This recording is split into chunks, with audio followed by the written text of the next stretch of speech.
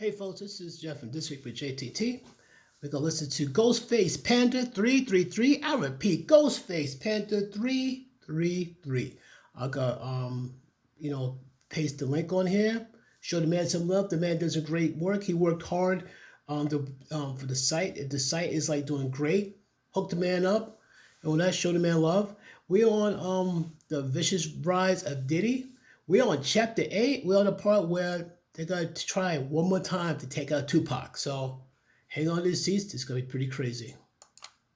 1994, he had no idea what was waiting for him. He was summoned there by somebody who was a close associate of Diddy and Haitian Jack, a man named Jimmy Henchman. In the weeks leading up to this moment, Jimmy Henchman had employed Tupac Shakur multiple times to record features for his artists. When looking back on that in hindsight, it's very clear Jimmy Henchman was only using Tupac for those features so that he could later bait him into a trap. In the weeks leading up to the shooting, Jimmy Henchman, Diddy, and Haitian Jack had been seen together multiple times. Then, of course, there's the infamous warning Biggie gave to Tupac telling him to stay away from Jimmy Henchman and Haitian Jack. That serves as another indication of Diddy's potential involvement, because at some point Biggie must have overheard something between Diddy, Haitian Jack, and Jimmy Henchman. Now, prior to Tupac's arrival at Quad Studios, Diddy, Jimmy Henchman, and Andre Harrell were all upstairs along with Biggie and the members of Junior Mafia. Biggie actually wanted to use Tupac for a feature on one of Junior Mafia's songs, so he told Lil C's to go out on the balcony and keep an eye out for Tupac and to tell him when he got there so Biggie could go downstairs and talk to Tupac about it then. Meanwhile, Diddy was acting very uncharacteristically. He seemed nervous and was pacing around. He kept going out to the balcony and looking down, then turning around and going back inside, where he'd go back in and sit down with Andre Harrell and Jimmy Henchman, and the three would begin whispering. The people who knew what was going to happen to Pac in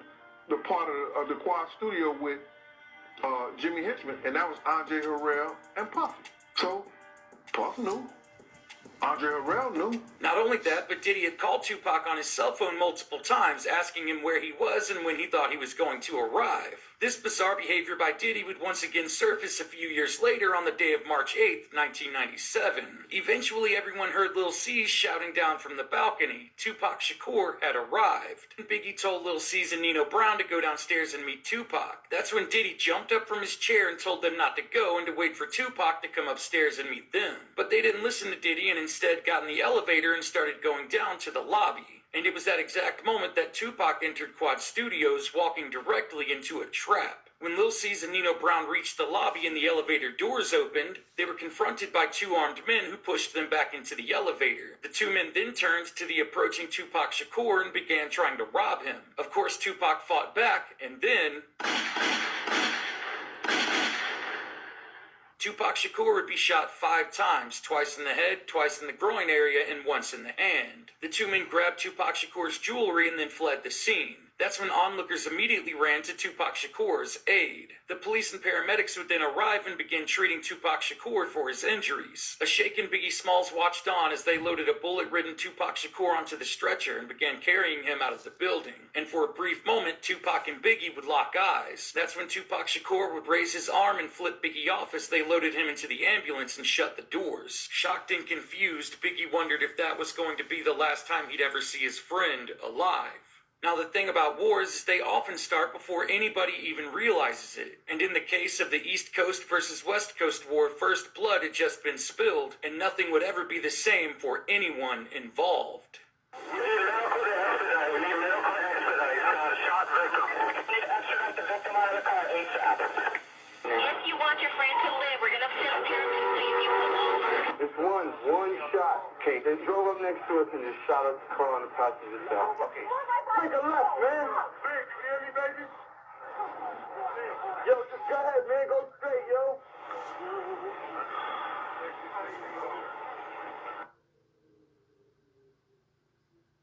When Tupac Shakur walked into the Quad Studios on the night of...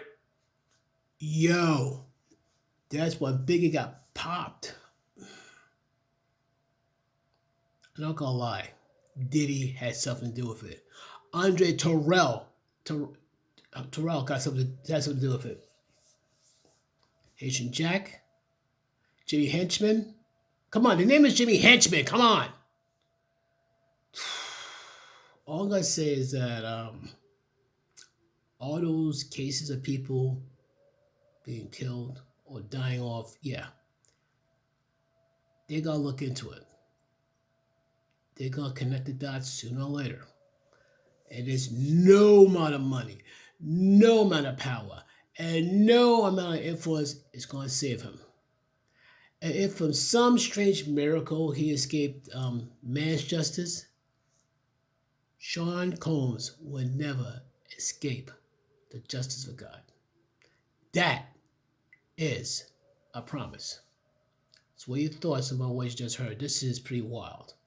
You know, like Biggie thought, Shakur thought, Tupac thought that Biggie tried to take him out, while Biggie tried to save him. And unfortunately, this is like an unintended consequence in such a situation. Man. Once again, folks, what's your thoughts on that? Let me know the thoughts down below. Peace.